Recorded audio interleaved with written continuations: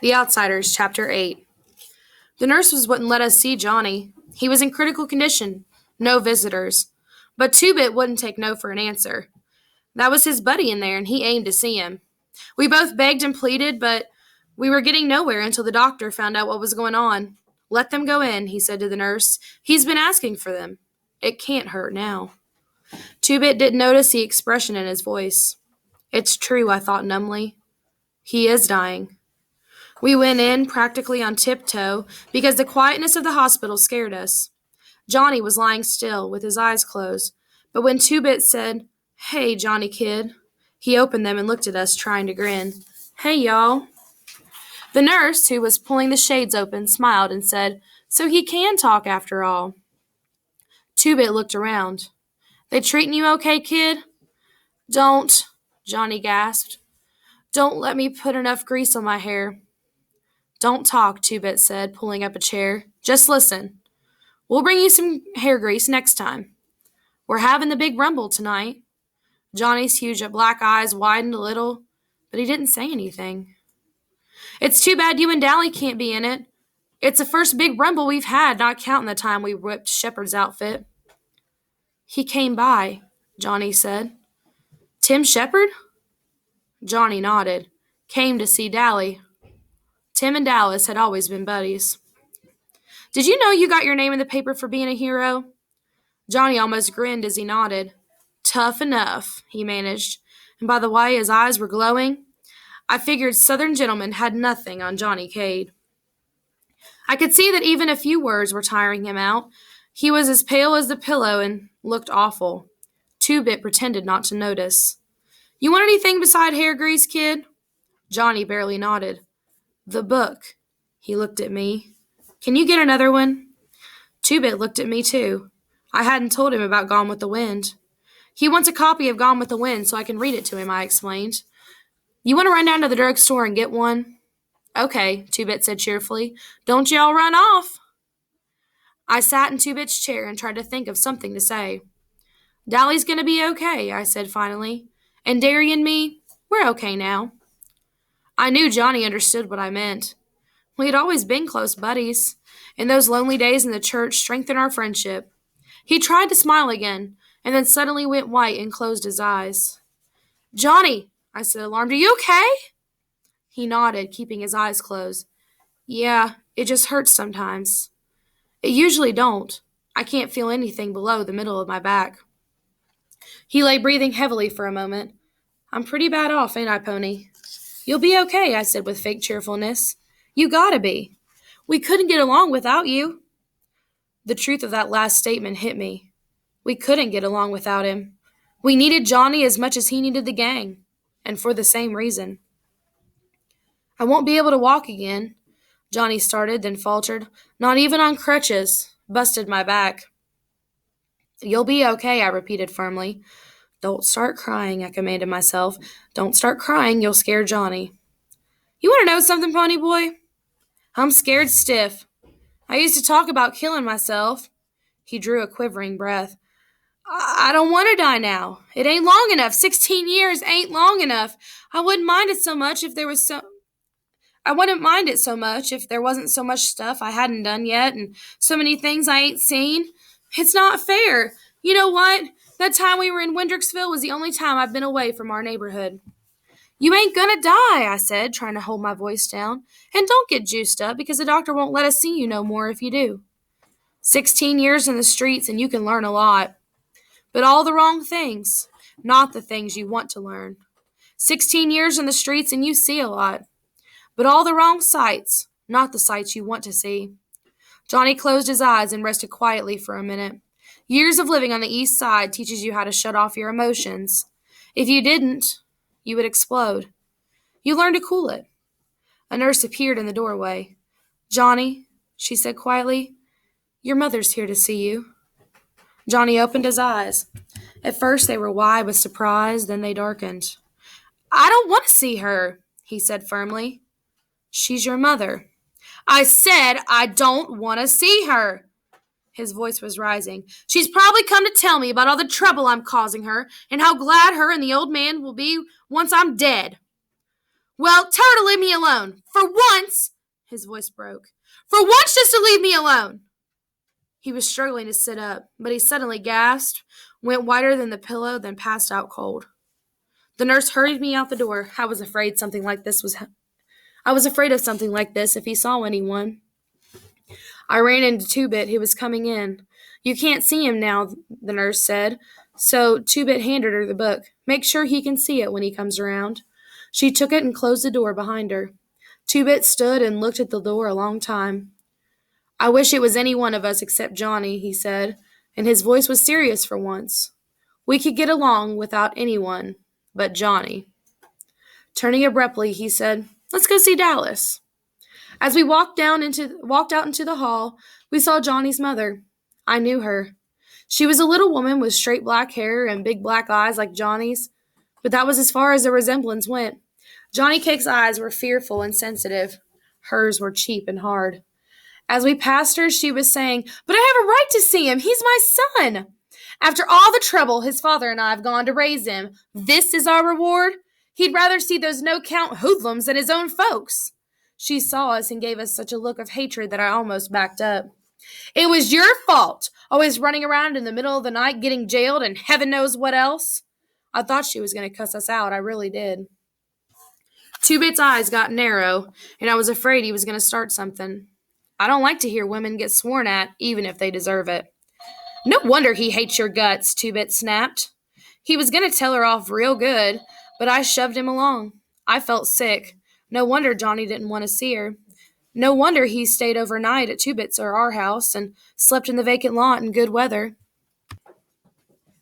I remembered my mother, beautiful and golden like soda, and wise and firm like dairy.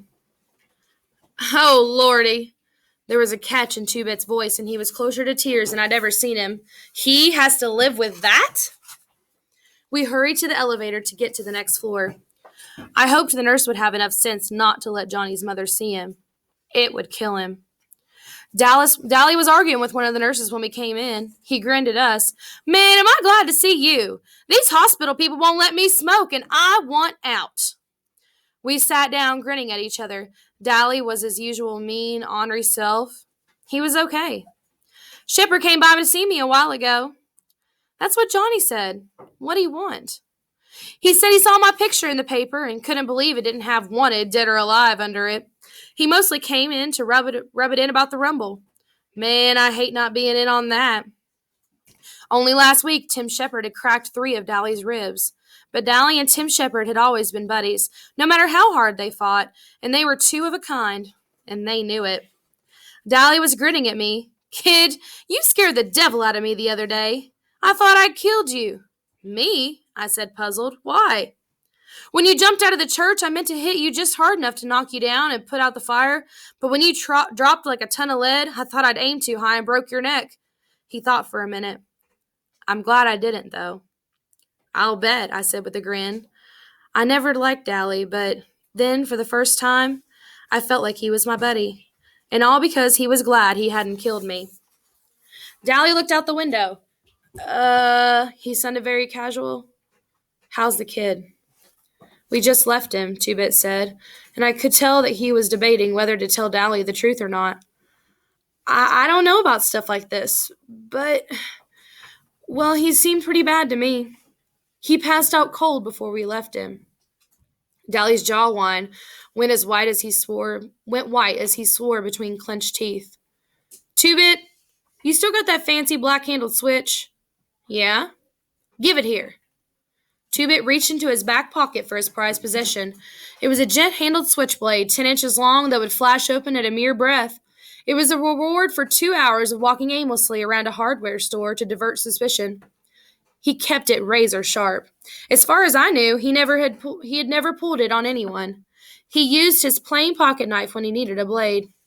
But it was his showpiece, his pride and joy. Every time he ran into a new hood, he pulled it out and showed off with it.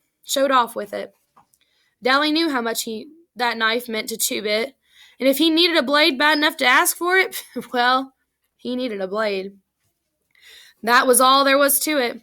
Two-Bit handed it over without a moment's hesitation. We gotta win that fight tonight, Dally said. His voice was hard. We gotta get even with the Socs. For Johnny. He put the switch under his pillow and lay back, staring at the ceiling. We left. We knew better than to talk to Dally when his eyes were blazing and he was in a mood like that. We decided to catch a bus home. I just didn't feel much like walking or trying to hitch a ride. Two-Bit left me sitting on the bench at the bus stop while he went to a gas station to buy some cigarettes. I was kind of sick to my stomach and sort of groggy. I was nearly asleep when I felt someone's hand on my forehead. I almost jumped out of my skin. Two-Bit was looking down at me worriedly. You feel okay? You're awful hot. I'm all right, I said, and when he looked at me as if he didn't believe me, I got a little panicky. Don't tell Derry, okay? Come on, Two-Bit, be a buddy. I'll be well by tonight. I'll take a bunch of aspirins. All right, Two-Bit said reluctantly, but Derry'll kill me if you're really sick and go ahead and fight anyway. I'm okay, I said, getting a little angry, and if you keep your mouth shut, Derry won't know a thing. You know something, Two-Bit said as we were riding home on the bus. You think you could get away with murder living with your big brother and all, but Derry's stricter with you than your folks were, ain't he? Yeah, I said, but they'd raised 2 boys before me. Derry hasn't.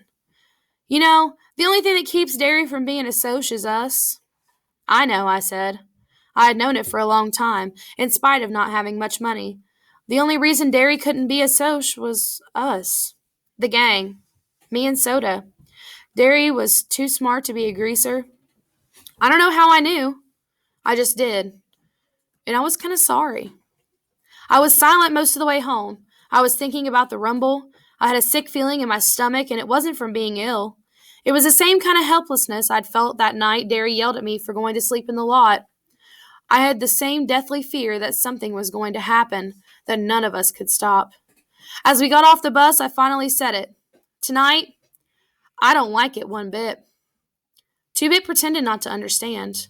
I never knew you to play chicken in a rumble before. Not even when you was a little kid. I knew he was trying to make me mad, but I took the bait anyway. I ain't chicken, Two-Bit Matthews, and you know it, I said angrily. Ain't I a Curtis, same as Soda and Derry? Two-Bit couldn't deny this, so I went on. I got an awful feeling something's going to happen. Something is going to happen. We're going to stomp the Soci's guts, that's what. Two-Bit knew what I meant, but doggedly pretended not to. He seemed to feel that if he said something was all right, it immediately was, no matter what. He's been that way all his life, and I don't expect he'll change. Soda Pop would have understood, and we would have tried to figure it out together. But Two-Bit just ain't Soda, not by a long shot. Cherry Valance was sitting in her Corvette by the vacant lot when we came by. Her long hair was pinned up, and in the daylight, she was even better looking. That Stingray was one tough car. A bright red one. It was cool. Hi, Pony Boy, she said. Hi, Two-Bit. Two-Bit stopped. Apparently, Cherry had shown up there during the week, and Johnny and I had spent in Windricksville. What's up with the big times? She tightened the strings on her ski jacket. They play your way. No weapons, fair deal, your rules. You sure? She nodded. Randy told me. He knows for sure. Two-Bit turned and started home. Thanks, Cherry. Pony Boy, stay a minute, Cherry said. I stopped and went back to her car. Randy's not going to show up to the rumble. Yeah, I said, I know. He's not scared. He's just sick of fighting. Bob, she swallowed, then went on quietly. Bob was his best buddy. Since grade school. I thought of Soda and Steve. What if one of them saw the other killed? Would that make them stop fighting? No, I thought. Maybe it would make Soda stop, but not Steve.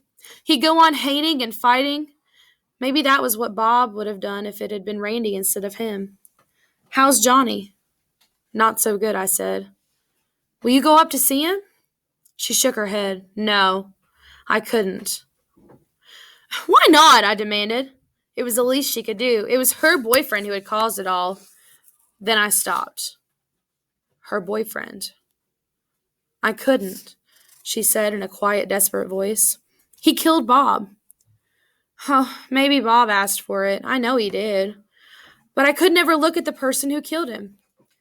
You only knew his bad side. He could be sweet sometimes and friendly, but when he got drunk, it was that part of him that beat up Johnny. I knew it was Bob when you told me the story. He was so proud of his rings. Why do people sell liquor to boys? Why? I know there's a law against it, but kids get it anyway. I can't go see Johnny. I know I'm too young to be in love and all that, but Bob was something special. He wasn't just any boy. He had something that made people follow him, something that marked him different, maybe a little better than the crowd. Do you know what I mean? I did. Cherry saw the same things in Dallas. That was why she was afraid to see him, afraid of loving him. I knew what she meant, all right, but she also meant she wouldn't go see Johnny because he had killed Bob. That's okay, I said sharply. It wasn't Johnny's fault Bob was a booze hound and Cherry went for boys who were bound for trouble. I wouldn't want you to see him. You're a traitor to your own kind, and you're not loyal to us. Do you think your spying for us makes up for the fact that you're sitting there in a Corvette while my brother drops out of school to get a job? Don't you ever feel sorry for us. Don't you ever try to give us a handout, then feel high and mighty about it. I started to turn and walk off, but something in Cherry's face made me stop. I was ashamed. I can't stand to see girls cry.